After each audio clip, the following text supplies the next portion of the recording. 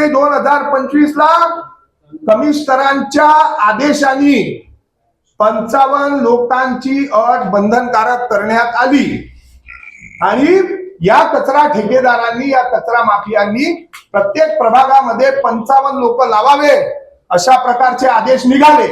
या आदेशामध्ये जर याची अंमलबजावणी झाली नाही तर प्रति कामगार 1000 रुपये दंड करण्यात येईल अशा प्रकारचे आदेश 14 जुलैला काढले। आजपर्यंत त्याची अंमलबजावणी होत नाही। ही अंमलबजावणी कोणी रोखली? पालकमंत्री साहेब। का बरं? त्यांच्या आम्ही तुम्हाला सांगतो, आम्ही त्यांना आमच्या पक्षाचे युवक काँग्रेसचे जे अध्यक्ष आहे वैभव देशमुख यांनी 25 ऑगस्टला पत्र दिलं की या निर्णयाप्रमाणे कोणकोणत्या प्रभागामध्ये दर महिन्याला दररोज किती कामगार लावले आणि 1000 रुपयाप्रमाणे किती दंड झाला याबाबतची माहिती आम्हाला पुरवा। आजपर्यंत ही माहिती ते द्यायला तयार नाही। आजपर्यंत ही पब्लिक डोमेन मध्ये असलेली माहिती आहे, ही काही गोपनीय माहिती नाही आहे। ही माहिती याच्यासाठी दिल्या जात नाही आहे की 55 लोकांच्या मनुष्यबळावर निर्माण झालेला हा जो ठेक्याचा एस्टिमेटेड कॉस्ट होती, त्या एस्टिमेटेड कॉस्ट प्रमाणे आज या शहरामध्ये 1100 कामगार लावणं हे बंधनकारक आहे। सकाळपासून तर संध्याकाळपर्यंत या 1100 लोकांच्या अगेन्स्ट मध्ये 400-500 कामगार लावल्या जातात आणि 500-600 कामगारांचे पैसे जे आहे दर महिन्याचे, हे पैसे जवळजवळ 10 कोटी रुपये या शहरातल्या जनतेच्या टॅक्स मधून घेतलेला जो पैसा आहे तो या कचरा ठेकेदारांच्या खिशात आणि त्या माध्यमातून लोकप्रतिनिधींच्या खिशात जातात। पालकमंत्र्यांनी स्वतः त्याची कबुली दिली आहे की हा ठेका जो आहे, मग आमचा थेट प्रश्न आहे, मग हा ठेका रद्द का होत नाही आहे? पालकमंत्री महोदय, हा ठेका रद्द का होत नाही? आणि हे बघा किती तारखेची ऑर्डर आहे, ही कोर्टाची ऑर्डर आहे 7 ऑक्टोबर 2025 ची। मान्य उच्च न्यायालयाने सांगितलं की हे जे कचरा ठेकेदार आहे, कचरा माफिया आहे, हे लोकांच्या जीवाशी खेळ करतायत। यांच्यावरती इंडियन पिनल कोडच्या सेक्शन 268 चॅप्टर 15 प्रमाणे आपल्याला योग्य वाटत असेल, कमिशनरला सांगितलं तर यांच्यावर फौजदारी गुन्हे दाखल करा। यांच्यावरती हे फौजदारी गुन्हे दाखल करा म्हणून मान्य उच्च न्यायालयाचे आदेश आहेत।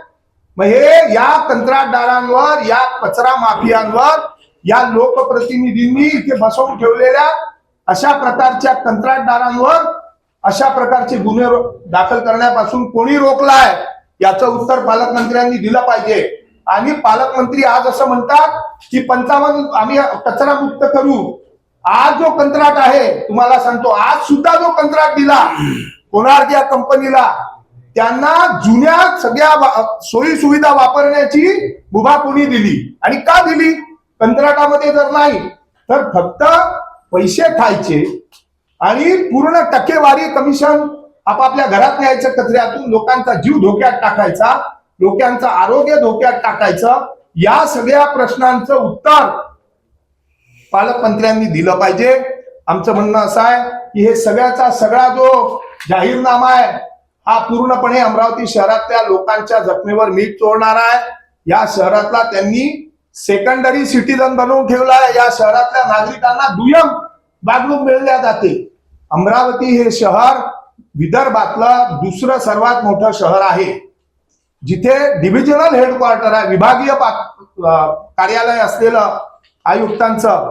परंतु या ठिकाणी जाणून बुजून या शहराला पैसा मिळू द्यायचा नाही, या शहराचे कोणतेही प्रकल्प पूर्ण होऊ द्यायचे नाही, याचा संपूर्ण प्रयत्न षडयंत्र राज्य शासनाने आणि यांनी केलाय। तुम्हाला सांगतो बघा, काल मुख्यमंत्र्यांनी नागपुरात सांगितलं, काय सांगितलं? प्रत्येक क्षेत्रात नागपूरला नंबर 1 करायचे आहे। अरे तुम्ही नंबर 1 तर व्हा ना, पण आम्हाला 4 नंबरचं तर करा, 5 नंबरचं तर करा। आमची हालत एवढी खराब करून ठेवली आहे आणि तुम्हाला खोटं वाटेल त्या बातमीच्या समोर एक बातमी आहे। त्यांच्या इथला एक 247 कोटी रुपयाचा जो फ्लायओव्हर आहे, त्या फ्लायओव्हरचे टेंडर निघाले। आता त्याच्यामध्ये थोडाशी सुधारणा करून पुन्हा तिथे बघा मुख्यमंत्री काय म्हणतात की आम्ही फक्त घोषणा केल्या नाही तर आम्ही निर्मिती केली, आम्ही पैसा आणला आणि आम्ही जे वचन देतो ते आम्ही पूर्ण करणार आणि पूर्ण करतो याची हमी त्यांनी दिली. त्याच्यामुळे तिथे बोलत असताना केलेले कामं सांगायचे, आणलेला पैसा लोकांना दाखवायचा आणि इथे फक्त देऊ, करू, निर्धार करू, असं करू, हा सगळा बोगस जो धंदा आहे. एक छोटस उदाहरण सांगतो तुम्हाला, म्हणजे तुमच्या लक्षात येईल.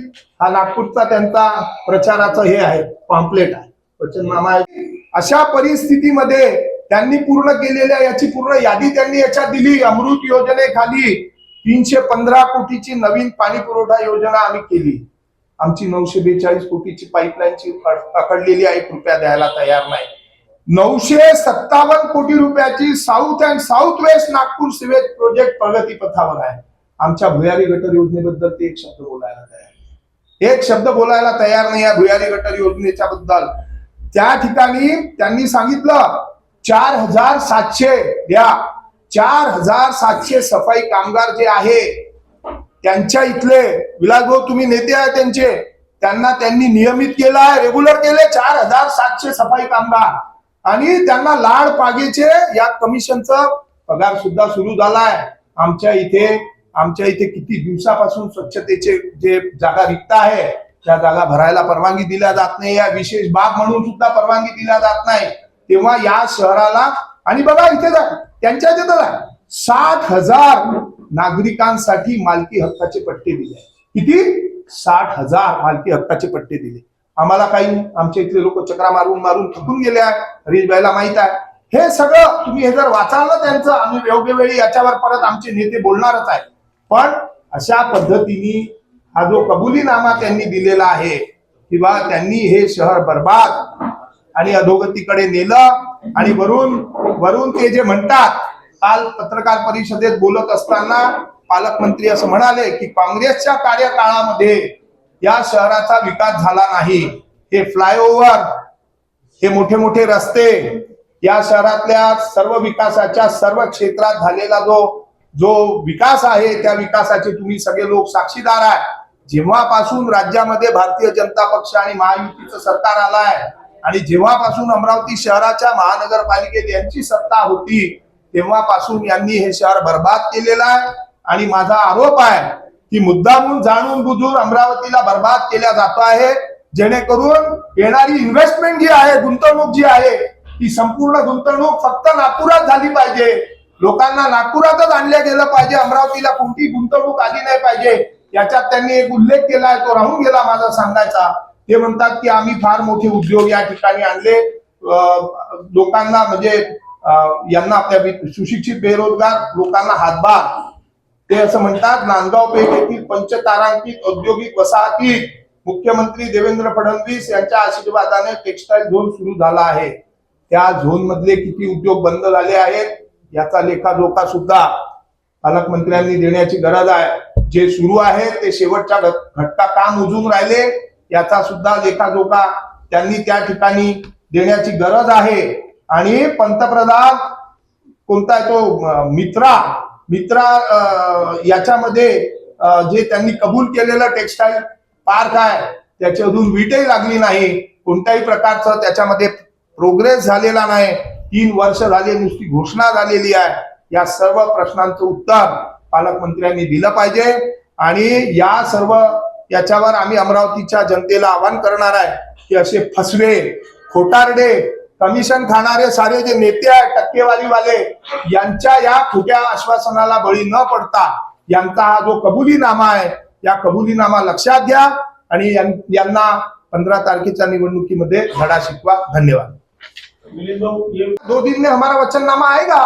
पर एक बात और अच्छा किया आपने बताया. माझं म्हणणं असं आहे की वचननामा किंवा जाहीरनामा कोणी द्यायचा असतो की जो सत्तेत नव्हता त्यांनी द्यायचा असतो. की जर आम्ही सत्तेत आलो तर आम्ही हे करू, आम्हाला जर तुम्ही सत्ता दिली तर आम्ही हे करू. जे सत्तेत असतात त्यांना जाहीरनामा द्यायची गरज नसते. त्यांनी कार्यपूर्तता अहवाल द्यायला पाहिजे होता की आम्ही 5 वर्ष सत्तेत होतो, आम्ही हे कार्य करून दाखवलं आणि मग हे झालेल्या पूर्ण कार्याच्या पलीकडे जाऊन आता पुढे आम्ही हे करू, याचा कोणताही त्यांचा जो लेखाजोखा नाही. आमचं त्यांना आव्हान आहे, आपल्या माध्यमातून हिंमत असेल तर कार्यपूर्तता अहवाल या शहराच्या नागरिकांच्या समोर प्रोड्यूस करा आणि मग लोकांचे मत मागा. बढिया. परवा येईल आमचं वचन. आमचं त्याच्यावरती काम सुरू आहे. आमचं काम सुरू आहे. परवाला आमचं वचन. परवा येणार आमचं वचन. ही जी प्रेस आहे ही प्रेस त्यांनी केलेलं जे खोटं काम आहे आणि इथल्या शहराच्या अधोगतीला आणि भ्रष्टाचाराला त्यांच्या कार्यकाळात कसा हातभार लागला त्याचा कबुलीनामा आहे. या शहरातल्या नागरिकांच्या सोबत त्यांनी केलेला जो खेळ आहे आणि या शहराला बकाल कंगाल करण्यात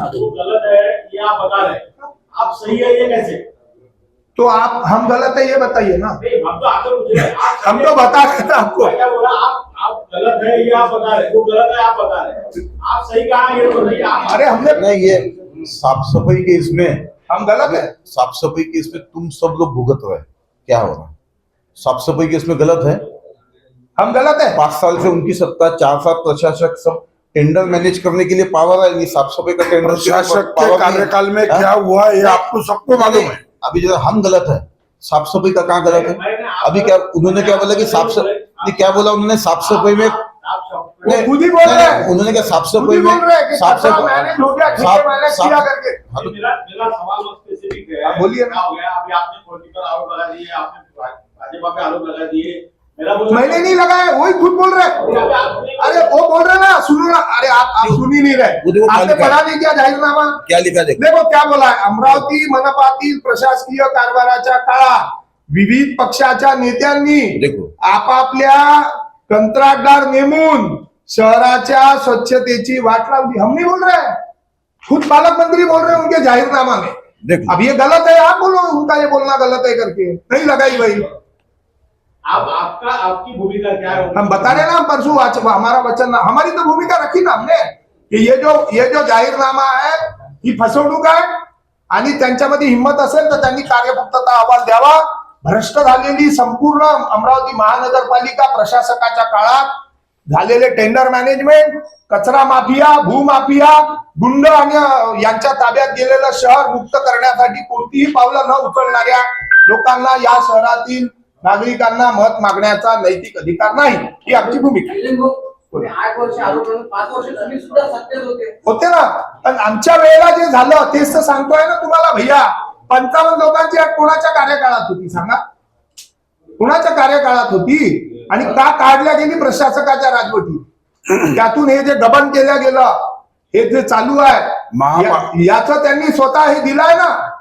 त्यांनी आणि आमचा प्रश्नच नाही, आम्ही प्रत्येक चुकीच्या कामावर सभागृहामध्ये उभे होतो. मला पाहिजे असेल तर त्याचे पुरावे देऊ शकतो. महापालिकेत आम्ही सत्तेत होतो भैयाजी, तर राजापेठचा उड्डाणपूल महापालिकेने केला, आम्ही केला होतं ना. मी सांगितलं ना, 55 लोकांची अट, 55 लोकांची अट आम्हीच टाकली होती. तुम्हाला सांग, आम्ही निघून गेल्यावर ती काढल्या गेली. अरे आता याच्या पुढचं सांगतो. सभागृहातले भाषण तुम्हाला पाहिजे असेल तर देतो. मल्टी युटिलिटी रेस्क्यू व्हॅनची एन्क्वायरी झाली पाहिजे, ही मागणी आम्ही केली होती सभागृहामध्ये. कोणी दुसऱ्याने नव्हती केली, आम्ही केली होती. आणि चांगले उमेदवारी देते भाजप. जब आप सत्ता में थे और महानगरपालिका के चुनाव हुए थे, फायबर टॉयलेटचा घोटाळा, आपके माध्यम से बहुत सारे आरोप प्रत्यारोप लगाए गए. बताओ आप एखादा प्रत्यारोप जो हमने नहीं किया वो बताओ. नहीं जनरल नहीं, आप हमको बताओ हमने कभी. अनिल वो देखो, इसके ऊपर बोलो ना. ये देखो, ये वचननामा में पालक मंत्री ने क्या बोला कि भाई विविध पक्ष के लोगों ने कंट्रैक्ट नहीं मेरे और ये बता रहे हैं ना. ये कंट्रैक्ट मैनेज किया. ये कोई हमारा तो वचननामा नहीं है भाई, मुझे डायरेक्ट बोले ना, उन्होंने कबूली दिया ना कि भाई पूरा ठेका मैनेज है. और ये भी बताया मैंने आपको, ये जो ऑर्डर निकली है 14 जुलाई की, ये 14 जुलाई की ऑर्डर की अमलबजावनी किसने रोक के रखी है शहर में? बोलो. ये देखो, बोलो किसने रोकी? क्यों रोकी? क्यों 55 आदमी नहीं लग रहा है आज भी शहर में? क्यों हमको माहिती नहीं दी जा रही है? क्यों कोर्ट के बोलने के बावजूद उनके ऊपर आईपीसी के 268 के अंतर्गत उनके ऊपर क्यों नहीं गुने दाखल हो रहे हैं? क्यों उनके कंट्रैक्ट टर्मिनेट नहीं हो रहे? ये सारे इसका जवाब पालक मंत्री को देना. धन्यवाद. प्रश्न आहे. हा बोलो. अमरावती शहरामध्ये इतकी मोठ्या प्रमाणात गुन्हे ठिकाणी वाढलेली आहे. महाराष्ट्राचा हा पहिला अमरावती विभागाच्या ठिकाणी त्या ठिकाणी अजूनही सीसीटीव्ही नाहीये आणि भाजपनं जे जाहीर केलं त्याच्यामध्ये कुठेही उल्लेख नाही. त्यांच्या जाहीरनाम्यामध्ये हे आणि त्याच्यात एक समज आहे की गेल्या 8 दिवसापासून भाजपच्या शहर कार्यालयाजवळ पोलिसांचा बंदोबस्त लागलाय. गाडी उभी ठेवून बंदोबस्त आहे. तर अशा याच्यात नाही, यांनी कसं आहे 2000 कसं यांच्या वचननाम्यामध्ये काहीच तथ्य 2017 मध्ये यांनी स्मार्ट सिटीच्या नावानं मतं मागवलं, स्मार्ट सिटी करणार. त्यावेळेस मला वाटते मला असं लक्षात आहे की त्यांनी शहरात सीसीटीव्ही बसवण्यात येईल असं आहे पक्क माहित नाही, पण स्मार्ट सिटीचं माहिती आहे. म्हणून हा कसा आहे, आजची प्रेस कॉन्फरन्स फक्त यांनी जे स्वतः कबुली केली की सगळे टेंडर मॅनेज होते, सगळं कबुली यांचं खोटं आहे. त्याच्यासाठी आमचं 2 दिवसात वचननामा येईल, त्याच्यात तुम्ही पाहून घ्या, आम्ही एकही खोटं आश्वासन देणार नाही. परंतु या आभार मानतो. भाऊ, आता या काळामध्ये शहरामध्ये जी गुन्हेगारी असो त्याचा कंत्राट होतो किंवा एक मिनिट. जे काही प्रश्न तुम्ही आता मांडून राहिले बरोबर. यावर काँग्रेसच्या म्हणजे ज्या ताकदीनं लढायला पाहिजे होतं तो उड्डाणपुलाचा मुद्दा आहे. एक पत्रकार परिषद घेऊन तुम्ही भाऊ, नाही. एक मिनिट बोला. केलं ना भाऊ आता. एक मिनिट बोला. हा बोला. त्यानंतर शहरामध्ये खुल्यापणे हत्या होत होते, अल्पवयीन गुन्हेगारी वाढली होती, वेगवेगळे प्रकार होत होते. पण विरोधी पक्ष म्हणून त्या आक्रमकतेनं तुम्ही यायला पाहिजे होतं. कधी न्यायालयाची लढाई तर कधी रस्त्यावरची लढाई. तुम्ही आमच्यासमोर आले 1-2दा, पण तुम्ही एक प्रबळ विरोधी पक्ष केलं ना, म्हणून रस्त्यावर. आले. रस्त्यावरच होतो अनेक आंदोलन एक मिनिट, ऐका तुम्ही. उड्डाणपुलासाठी जे इतवारा बाजारचा आहे आम्ही आंदोलन केले. जेव्हा आमच्या लक्षात आलं की यांना आमच्या शहराची अधोगती करायची आहे, पैसा द्यायला तयार नाही, माननीय डॉक्टर सुनील देशमुख साहेब कोर्टात गेले. भीक मागवा अजून काय करायला पाहिजे, भीक मागो आंदोलन केलं, कोर्टात गेले, कोर्टाकडून ऑर्डर करून घेतली. कोर्टामध्ये यांनी तिथे हलफनामा दिला की 31 डिसेंबर पर्यंत पूर्ण करू. हे काँग्रेसचं केलेलं काम आहे. कचऱ्याच्या प्रश्नावरती हे आमच्या सगळ्यांवर केसेस आहे बरं. तुम्ही म्हणता आम्ही प्रखरपणे आलो नाही, आमच्यावर केसेस आहे आणि आमच्यामुळेच ही 14 जुलैची जी ऑर्डर आहे ना ती आमच्यामुळे निघाली, पण ती रोखल्या गेली. लेकिन इस बार उड़ानपुल आया किसने था? सुनील देशमुख साहब ने तो निधि की व्यवस्था पहले करना था। हाँ? तब निधि की व्यवस्था क्यों नहीं? एक साथ पूरी। एक साथ अरे वो पूरी। पूरा जो काम हुआ उसके लिए निधि क्या ऊपर से डाला भगवान ने? आप देखो, आप अभी जो बोल रहे हैं कि आप दूसरे उस पर आरोप लगा रहे हो। अरे भैया आप बताओ, जब कोई भी एक काम निकलता, टेंडर निकलता, ठीक है, उसकी एक एस्टिमेटेड कॉस्ट रहती, उसका ये निकलता, मतलब प्रोग्रेस का वर्क ये निकलता, पीरियड निकलता, भाई 2 साल 3 साल में ये काम आपको पूरा करना है। सुनो अब मेरे को बोलने दो, उसका निकलता कि नहीं था? कॉन्ट्रैक्ट पीरियड रहता कि नहीं रहता? तो कोई ऐसा कॉन्ट्रैक्ट नहीं है पूरे देश में, मैं आपको बता रहा कि आज कंट्रैक्ट निकला और 5 साल का कंप्लीशन पीरियड है, तो 5 साल में जितना खर्चा होने वाला है वो पहले ही दिन जमा कर दिया, ऐसा कोई कंट्रैक्ट नहीं निकलता। हमारे वक्त काम भी शुरू हुआ और वो प्रोग्रेस में भी रहा। इन्होंने पैसा लाया नहीं, इन्होंने वो काम रुकवाया और उसके कोई अलग अलग ये है। हर एक मुद्दे के ऊपर कांग्रेस लड़ रही थी, हमारे ऊपर केसेस है और हमने ये सारे मुद्दे जो है, हमारा सिर्फ एक ही सवाल है, हमने जितने सवाल उनको पूछे उसके उन्होंने जवाब देना। धन्यवाद। चलो अभी आपने कहा कि उन्होंने ये जायदाद में भी बोला है